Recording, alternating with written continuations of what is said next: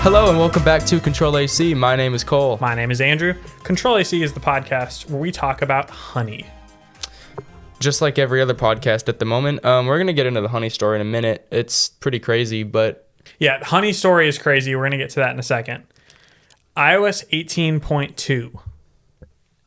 I finally have it. Do you not? I do not. It should be publicly available. Let me check. By now.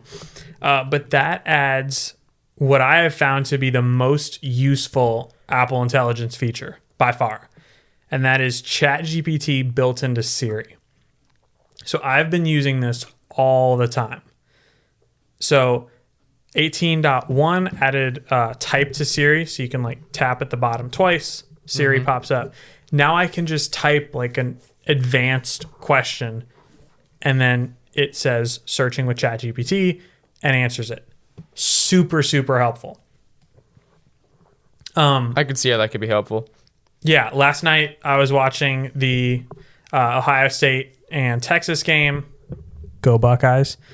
And there was a player, and I saw his number, and I just searched into Siri, what year is number such and such for Ohio State? And I said, oh, he's a junior. Like, Siri can't really do that, but ChatGPT can. Because ChatGPT is awesome. Yeah. Yeah.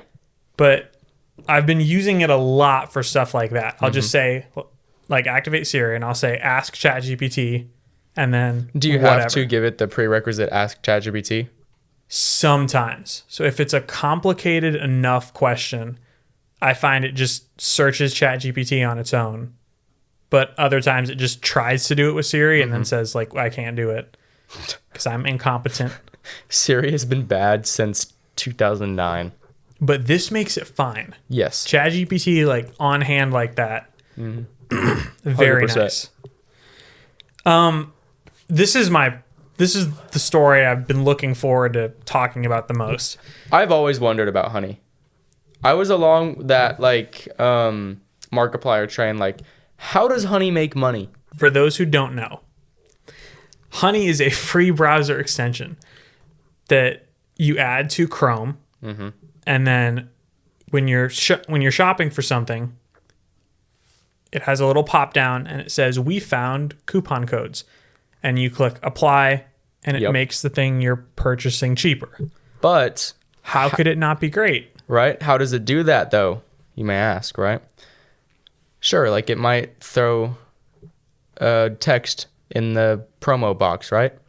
What it actually does is it switches your tab without you seeing because of the cookies that are loaded in your browser, right? So you can't visually see anything change, really. It switches then to its own affiliate link. So if you watch YouTube, there are, like, a lot of YouTube creators will have their gear with affiliate links in their description. So if you want to go buy it, they can make a little bit of money on that, right? Let's say a YouTuber that you watch is selling a product on Amazon with an affiliate link or something, right? They're like, hey, go buy this with an affiliate link. Click on it. They're going to make some money off of it. Unless you have Honey, because Honey is going to automatically change that listing to their own affiliate link, which then that's how they make money and kind of screws content creators over. We should mention too, like, Honey was sponsoring everyone. Literally hundreds of YouTubers. They were in probably every Mr. Beast video for a solid several months. Apparently LTT knew about it, but they didn't know, like, the severity of it. Like, they knew about, like, the tab switching thing. Linus was sponsored by him, Marquez Brownlee, but, like, Mr. Beast was sponsored. They had money because they're owned by PayPal. So they had big money. But the question on everyone's minds was, like, how is this a sustainable business? Right. If you're just giving people coupon codes. It's all because of affiliate links.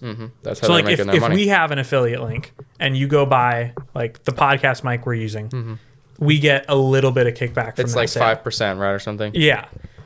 So what they would do is as soon as you click on the Honey coupon, it would just reload the page and throw their affiliate in there. So they got a kickback from whatever you bought.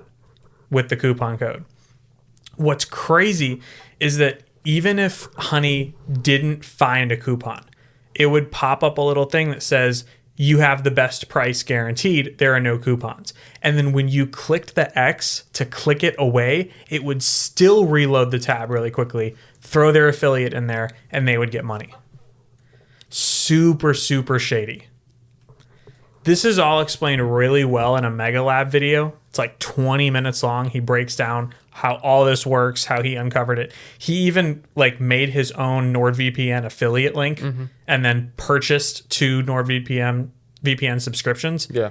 And he showed you in real time like the cookie switching and then the log of him getting no money for the sale that Honey was used on. Here's a list of 20 YouTubers out of the like 1,800. Mr. Beast, MKBHD, LTT, Jack Sucks at Life, Markiplier. These are all Honey? Yeah. PewDiePie, The Try Guys, Philip DeFranco, James Charles, Good Mythical Morning, Game Theory, Emma Chamberlain, Casey Neistat, Nikki Tutorials, iJustine, I can't pronounce that word, Dude Perfect, Shane Dawson, Chris Ramsey, Sophia all of them. Nygaard. It's like all of the biggest ones. Yeah. Or at least all the biggest ones. All like the 10 mil plus. 5 years. Yeah. But if you've secured a sponsorship with Mr. Beast, you have serious money. And that's influence too. Serious money. Didn't they sponsor the Squid Game video? Supercell. Okay, so not that one. $3.5 million. They've sponsored enough in the past, though. Yes. Hundreds and hundreds of thousands of dollars. But that's crazy. Absolutely Legal, insane. we've talked about him before. The most famous lawyer on YouTube is suing Honey. Yeah, he's filing a class action. I'm sure all these creators will, unless it was in some contract they signed with Honey. But Linus isn't. That's just stealing from them. Linus isn't going to join the class action. Really? Yeah. Wonder why. Don't use Honey. But you know what you could use? Amazon. Andrew, you want a new car? So everyone hates car shopping at car dealerships. So that's why like Carvana was a thing. You just buy a car online. I can't imagine actually buying a car online. Used car. Absolutely not. Buying a new car online is fine. Yeah, because you like, know nothing's wrong with you it. expect it to just work out of the box. But buying a used car off of just pictures, I don't know. Nope. I'm not doing that. Pictures isn't going to show you rust. It's not going to show you smell. It's not going to show you the body panels. It's not going to show you how it drives. It's not going to show you how it drives. You can drive a car and say to yourself, something doesn't feel right. You can feel a car misfiring even if you can't hear it. But new cars, buying online, that's fine. Yeah. Not going to be anything wrong with that. So now you can do it on Amazon. So in 48 U.S. cities, you can now buy certain cars on Amazon. Hyundai is the big one with the partnership. So you can just go on Amazon and order a Hyundai. Like it's kind of that easy. You can find financing through Amazon. You can arrange your delivery, like the full experience on Amazon.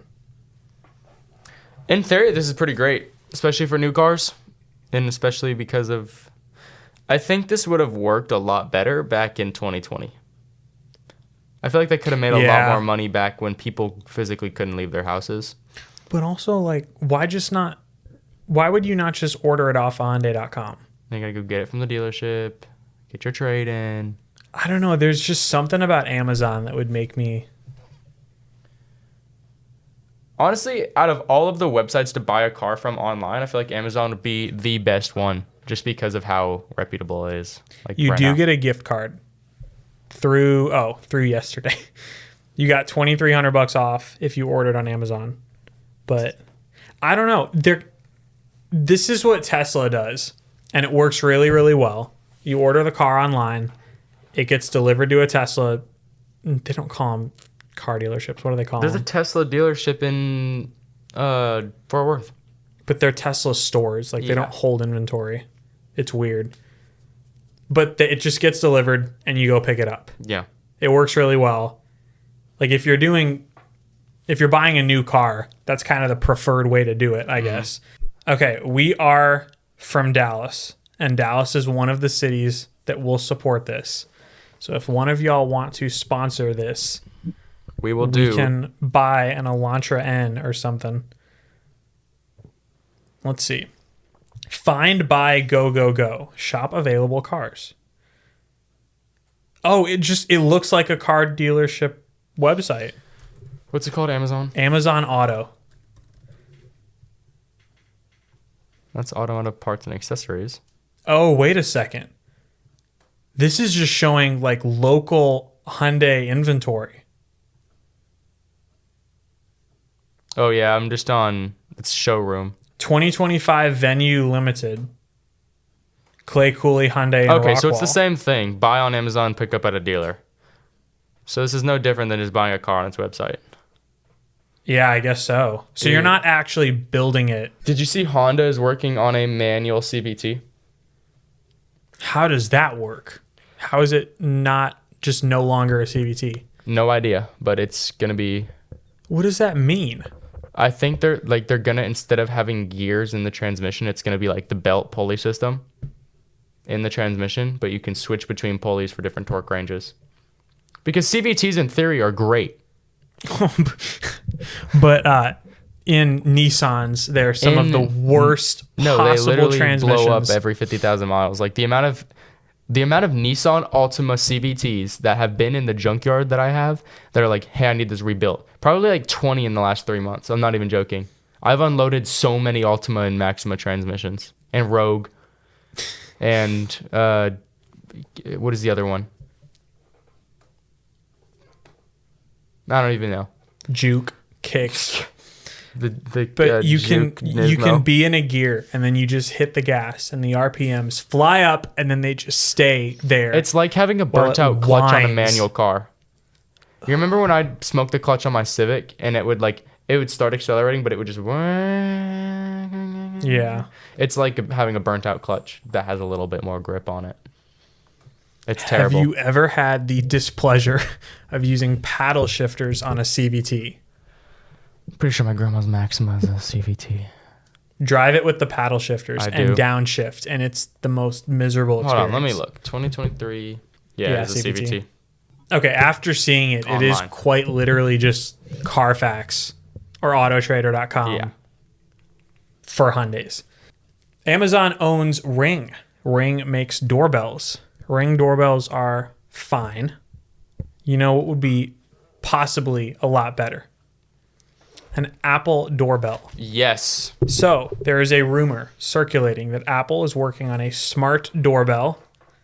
Fine, great. It would probably have center stage to move around. Listen, that would be pretty cool. That would be cool. It'd be like a block of titanium. It would look cool. It is rumored. You just have an iPhone on the side of your house. It's rumored to unlock with Face ID. That would be crazy. It's connected to your door lock. That is perfect. You just walk up to your house, it knows it's you, and you unlock the door. That's sick. But you have to buy the lock too. Yeah. Or have Face ID or have Apple Intelligence integrated locks. It would probably be a whole lock thing if they did the Face ID. Front door security system. But how is that not the perfect way to unlock your house? Face ID would be great. Or like, I don't even know. Face ID would be great. Go back to thumbprint. With physical keys. You can lose them. And like your phone or your watch tapping the door. Mm-hmm. You still run the risk of like someone taking it. Right. Right. With all of the methods to unlock. Or like having a flipper zero. Yeah. Like you still have to, you could lose it and someone can. With Face ID, you have to be there. You have to. It feels more secure. secure. There's no physical item except yourself, right? Right. And you can't flipper zero a face. Exactly. We got some tech for Christmas. You got AirPods Max. I did get AirPods Max. I got that as a birthday present for my 18th birthday, and we'll just hit that first. Yeah. They were the lightning cable charging edition, so like the older gen, I guess. $400. $430 with tax and fees from Best Buy. They're pretty good. I've always had a soft spot in my heart for AirPods Max. I was gonna buy them when I bought my first AirPod Pro 2s. AirPods Pro 2, sorry. I didn't because they were 2.5 times the price at the time. But I got these and I really like them. I've been using them at my computer. I've been using them at school. Would highly recommend. So I got to try them a little bit, and I have some thoughts. Mm-hmm. And you can kind of tell me if I'm right or wrong on these. So sound quality wise, and I'm coming from Sony XM3s and AirPods Pro 2. Mm-hmm. Sound quality wise, they're very similar to AirPods. They sound like AirPods do. I could see that. You let me use your Sony XM3s for a Minnesota trip that I took in a loud RV. Noise canceling on those is not as good as it is on the Maxes. That's something I'll say. Right. They're also the 3s too. Right. Which are what, 2 or 3 generations old? 2, yeah. Have you used your friend's XM5s? I have not. Yes, I have actually. They're pretty good. How did those compare to AirPods Max? I'd say they're honestly around the same. The ANC was still not as good. It was very, very close, but not as good as the AirPods Max. Sound quality was about the same. Different, like they're equalized a little differently. So the XM5s have better like bass and low range, while the AirPods, like all AirPods have solid mid and highs. Yeah, vocals on AirPods always sound good. They sound phenomenal. Like the bass on the Maxes isn't great, but they're AirPods still. Like it's not bad. You can feel the bass in your head, but it's not like the Sonys or like the Skull Candy head crushers. Right.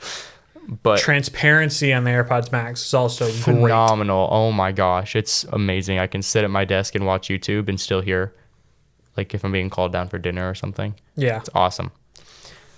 Have you used AirPods Max with spatial audio on your Apple TV yet? No. Try that. Okay. Like go play a movie and do head tracked spatial audio. I'm going to do that with Interstellar. Yeah, because Netflix has spatial audio now. Try that, and we'll do an update on the next one. We'll do an update on the 5-year-old headphones. Because that should be amazing. Oh, yeah. I have not seen Interstellar. You have not seen Interstellar? Yes, I'm very well aware it's an incredible movie. We're finding the next IMAX. It's all sold out. I'm saving it, though, for when I go back to school, and I'm going to watch it on my Apple TV with my AirPods Pro 2 in spatial audio. Comfort-wise, the ear pads on the AirPods Max fit my ears a lot better than the Sonys. Mm-hmm. Probably the best of any over-ear headphones I've tried. I agree. They are so comfortable. Headphones, I've always had a thing with headphones where they just kind of like crush the top of my head and like right around my ears. Mm-hmm. It just like gets super uncomfortable.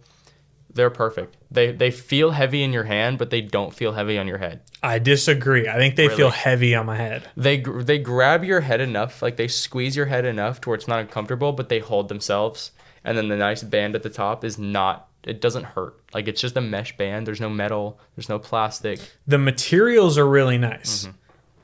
But I'm also reminded that like even the highest end Sony and Bose headphones are all plastic for a reason. Yeah. Like it's because of weight. Mm-hmm.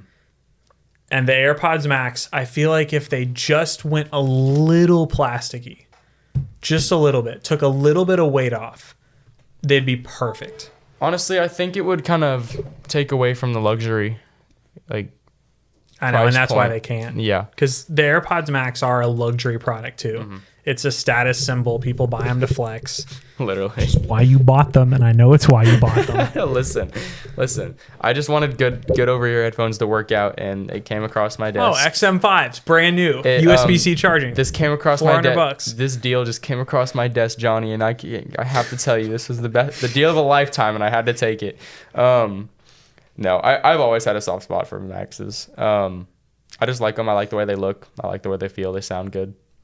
I can sleep with them on. They're the only headphones I can sleep with. How has the horrible charging case experience gone? Haven't even touched it. So you just leave them on? Yep. Just set them on my desk and just plug it in when they die. You got to get the third-party case. Mm-hmm.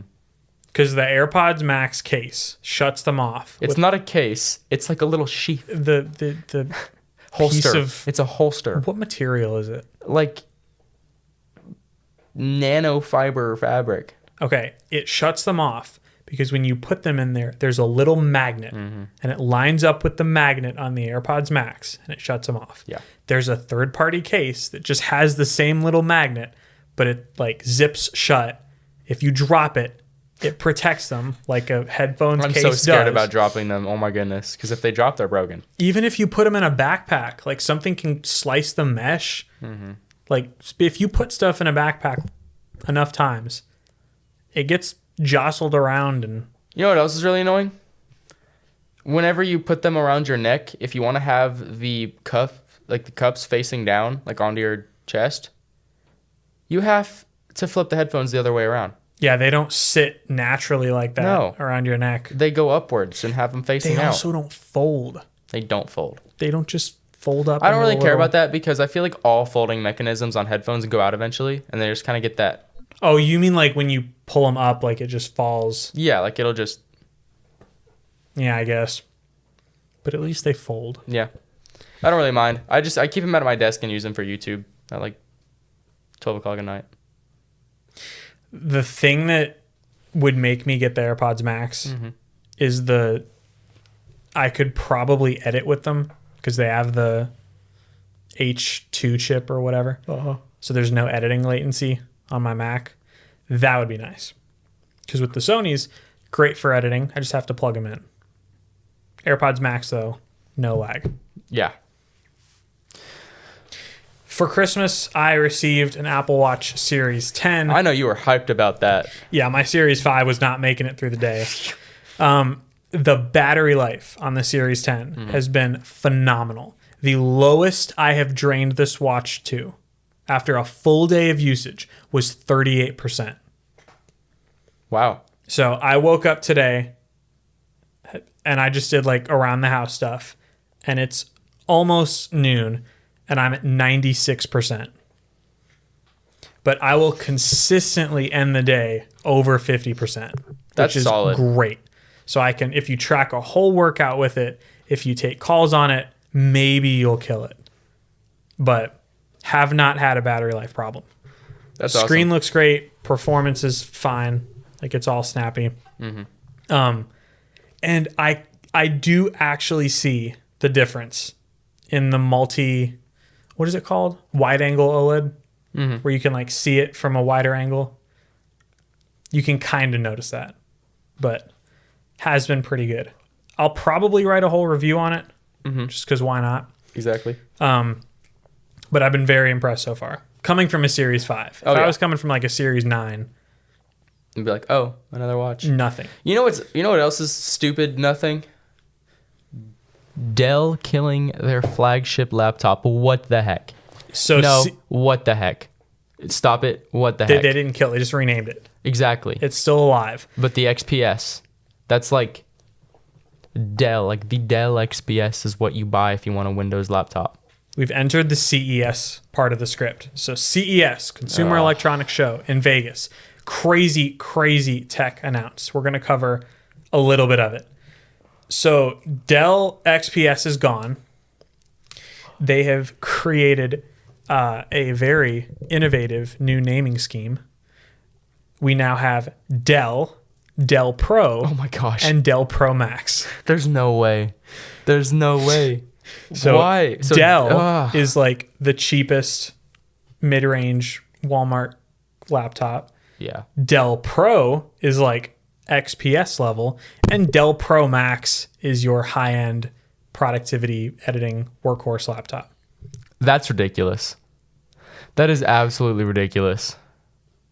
Yeah, that's So is Dell just not making products anymore besides these three laptops? Because just I'm going the to go Dell buy Pro. the Dell.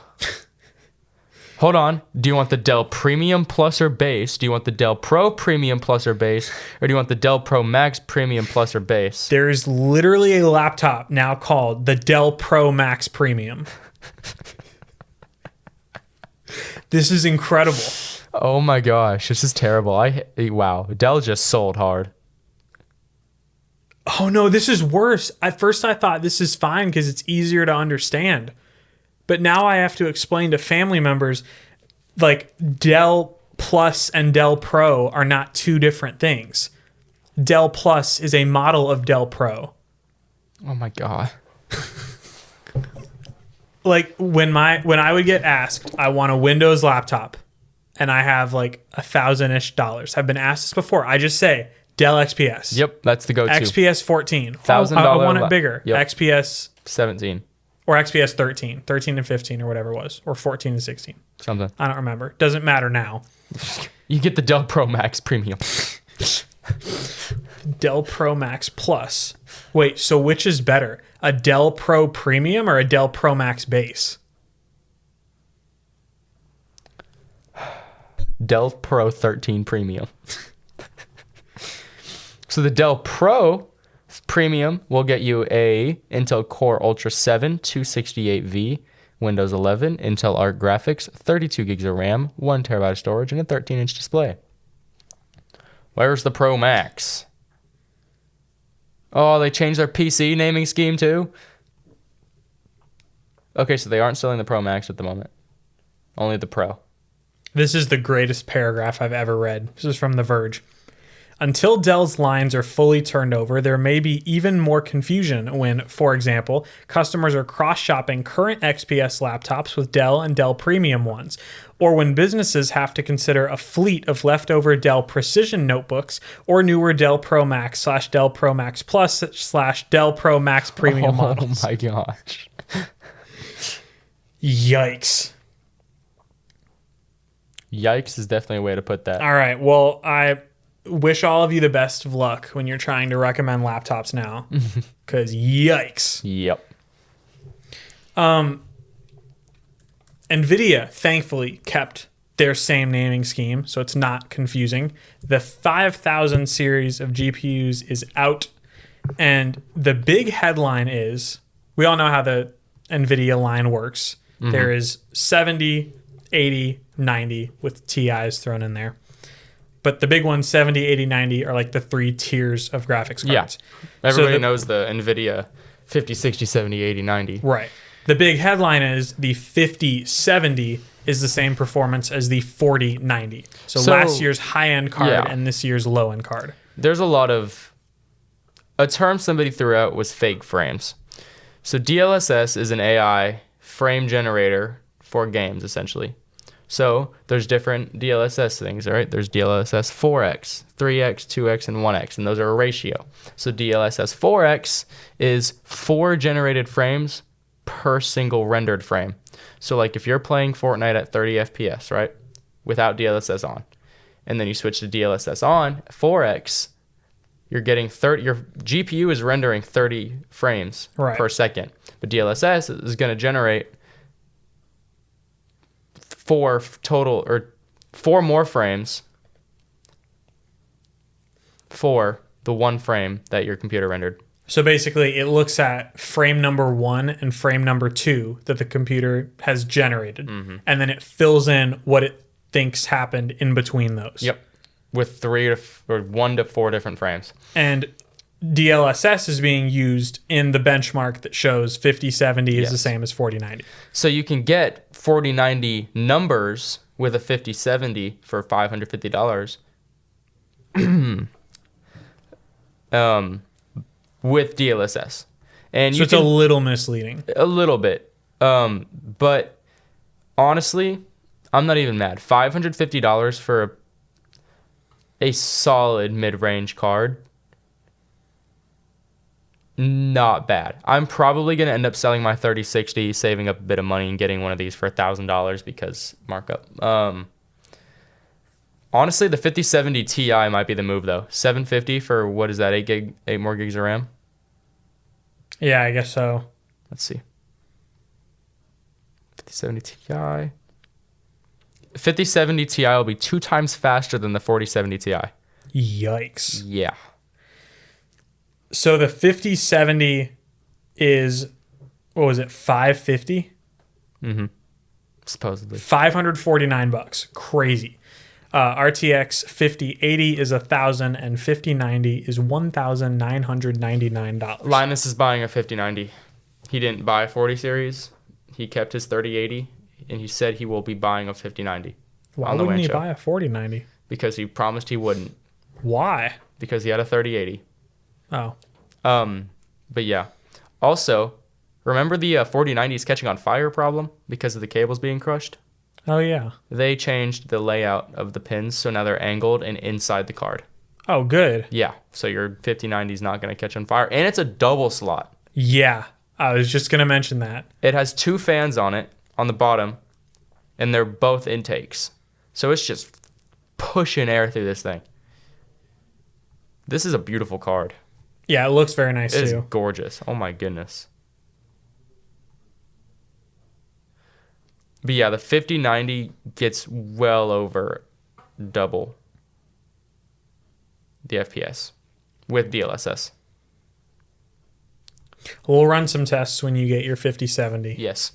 But are you going to get that in like 6 months once I'll probably prices get go it before down? I leave to college. When is that? October.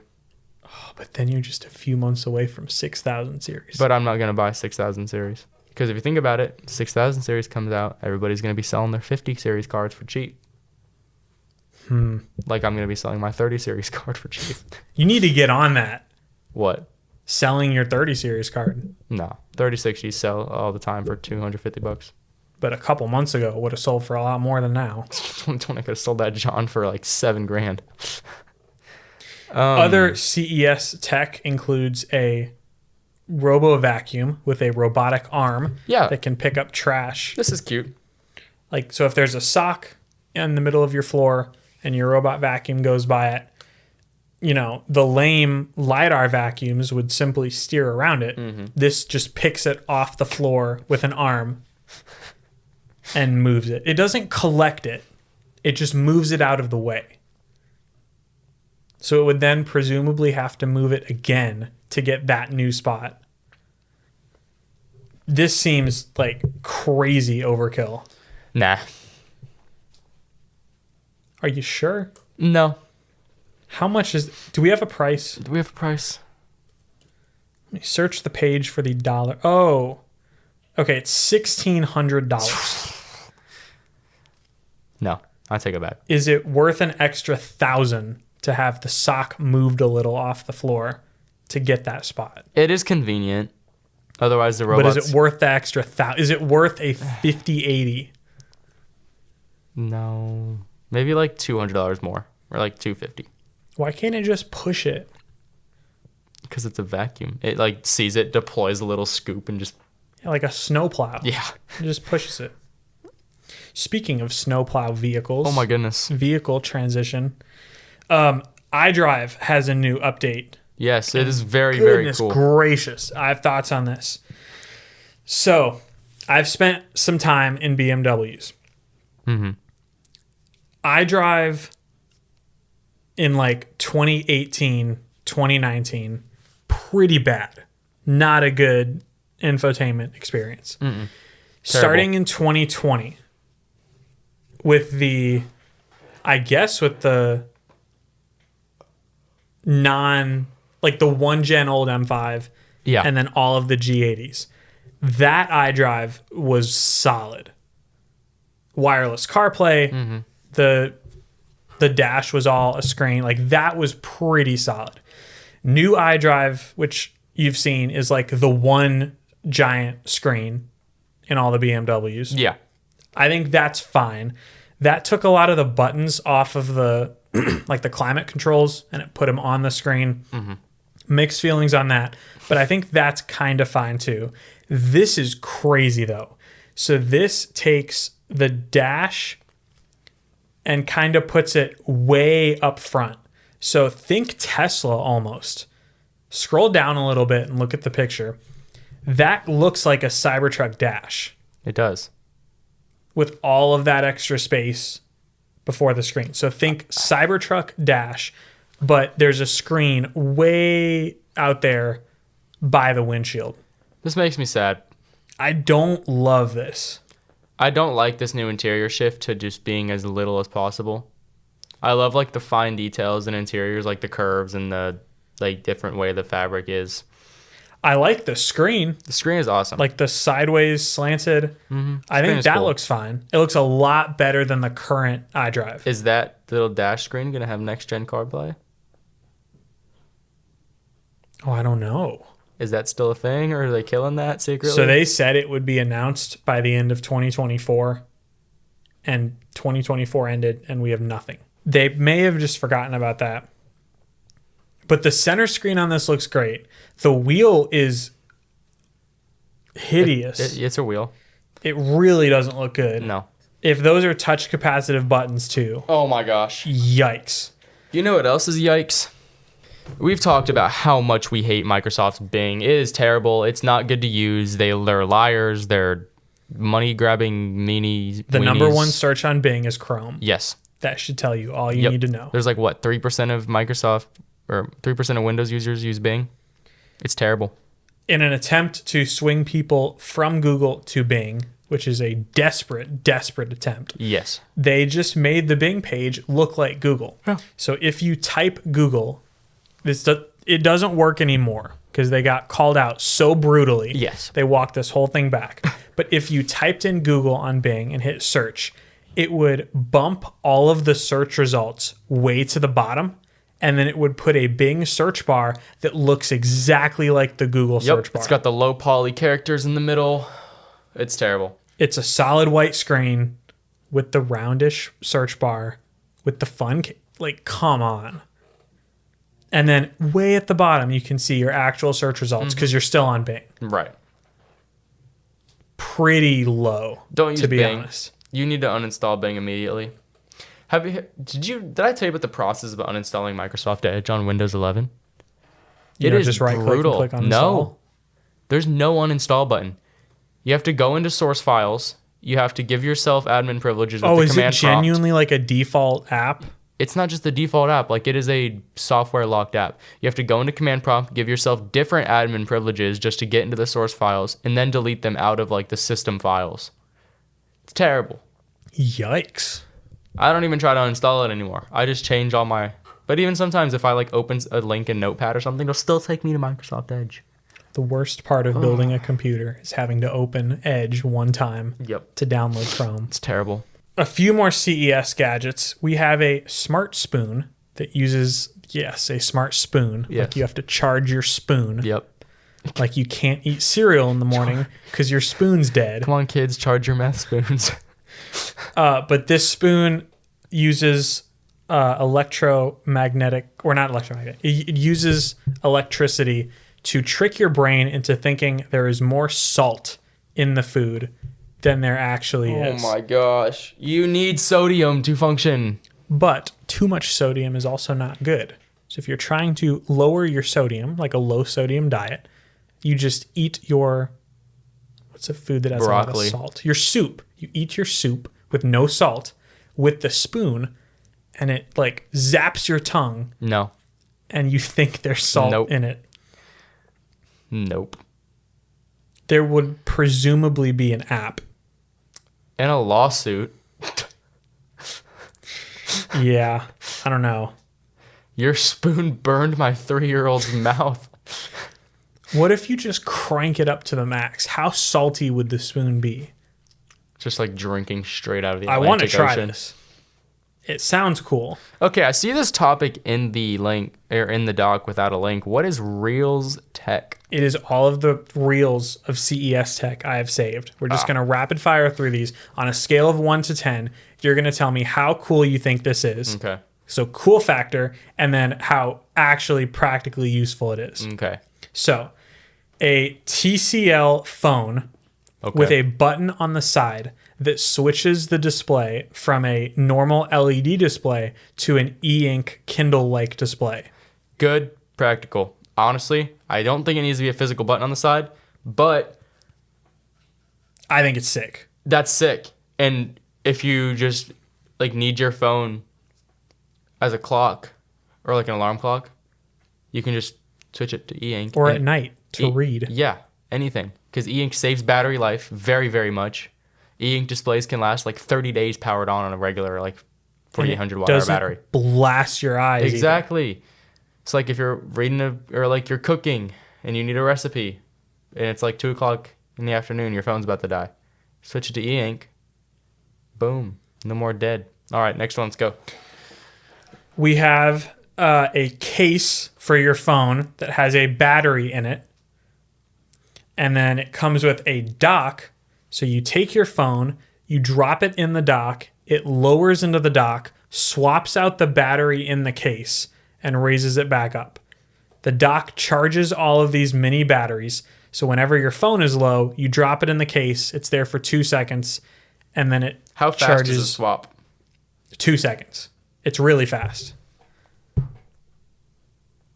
But your phone is always constantly wirelessly charging from this case. So your phone is always warm, never actually at full battery. I think it's cool. I don't think it's practical. Like if you need a second battery, like if you're out for 17 hours a day and you need battery life, get a MagSafe battery and just plug it in at night next to your phone.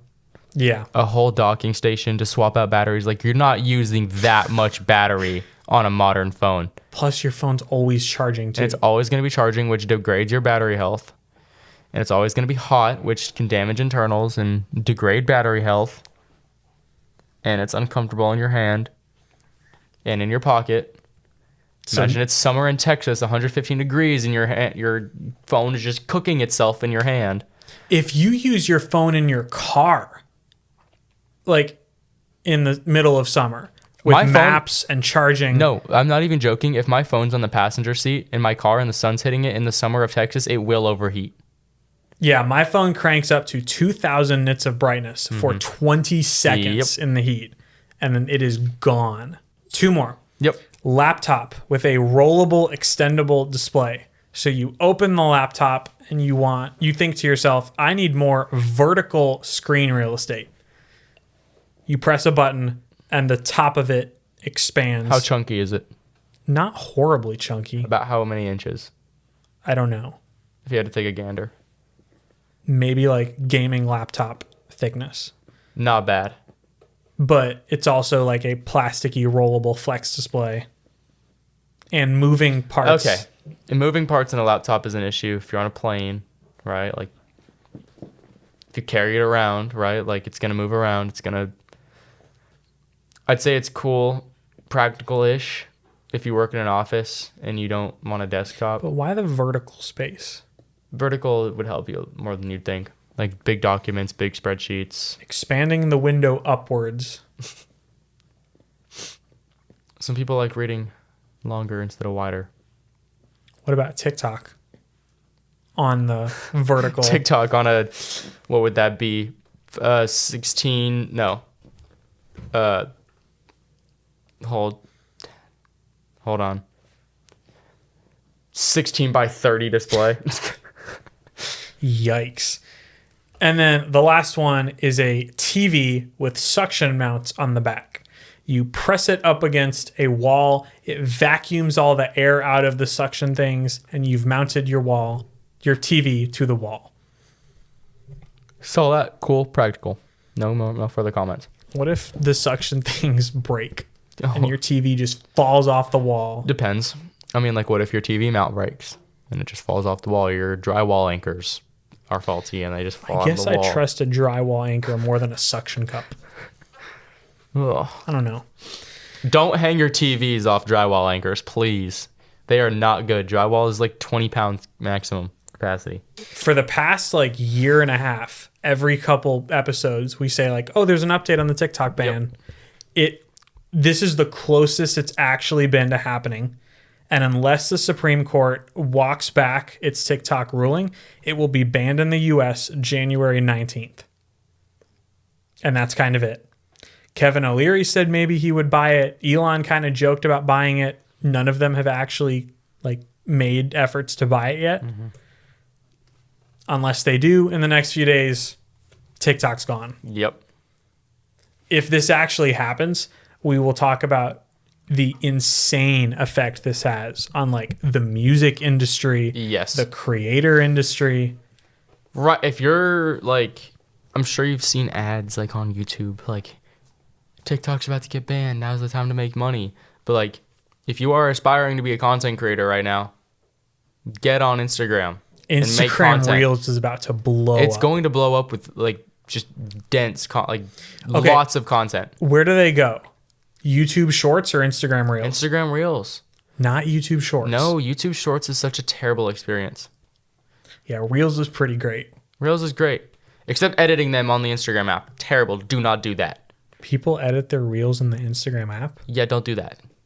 It's hard and makes no sense. CapCut is free. Yeah. I use TikTok to edit my Reels. Well, that's why CapCut's so great. Like, it's TikTok editor Yeah. pulled out of the app. I use CapCut for some things, but sometimes it's just easier. Because it's just one thing I have less to upload to. But It's yeah. crazy it's actually happening. I know. It's so like, wow. People aren't talking about it enough either. No, like, you know I what? don't think the reality is set in. Kevin O'Leary needs to buy TikTok and revert it back to Vine. Elon joked about that. Really? I'm pretty sure he said, like, should I buy TikTok and make it Vine again? Or someone said that. Even like musically, like anything nostalgic. Musically had some issues. Musically had some issues. On that note, if you'd like to give us enough money to buy TikTok and make it, Or a Hyundai Ioniq 5N from Amazon. yeah, or give us a what's the Ion again? $45,000 Amazon gift card to buy a car. You can send it to us on Twitter. I'm at Utterly Drew. And I'm at Cole WW Webb. We will see you guys in the next episode. Bye, y'all.